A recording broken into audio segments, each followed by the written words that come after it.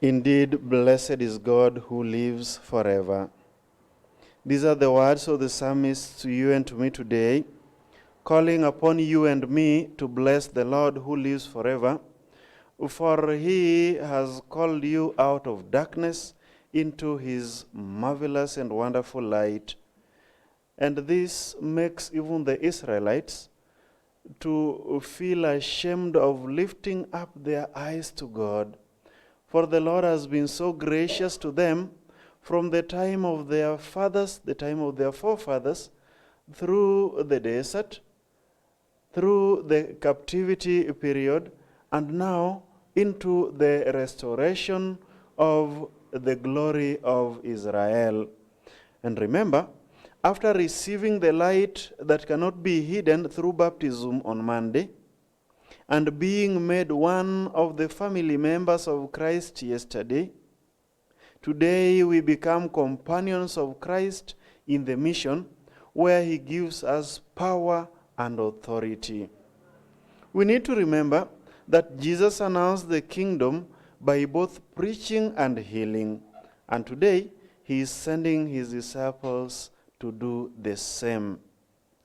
Dear brothers and sisters, let us note that if Jesus had limited himself only to preaching, people might have seen his kingdom as spiritual only.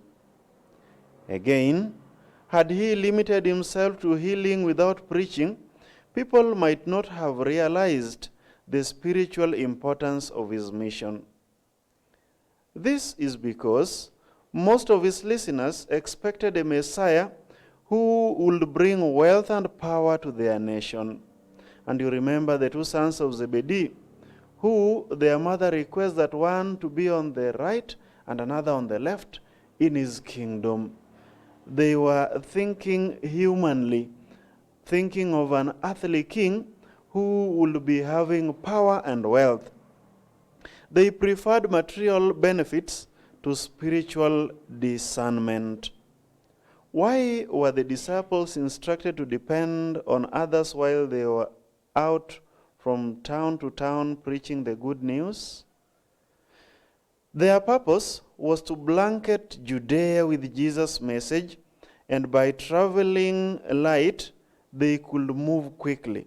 Because remember, there is urgency in the mission, like Christ would say, the harvest is plentiful and the laborers are few. Their dependence on others had other good effects as well. One, it showed that the Messiah had not come to offer wealth to his followers as per their expectation of kingship. Two, it forced the disciples to rely on God's power and not on their own provisions. Three, it involved the villagers and made them more eager to hear the message. What message do we learn today from the Gospel pericope? One, that after we receive the light of Christ, we become messengers of Christ to preach the good news with urgency.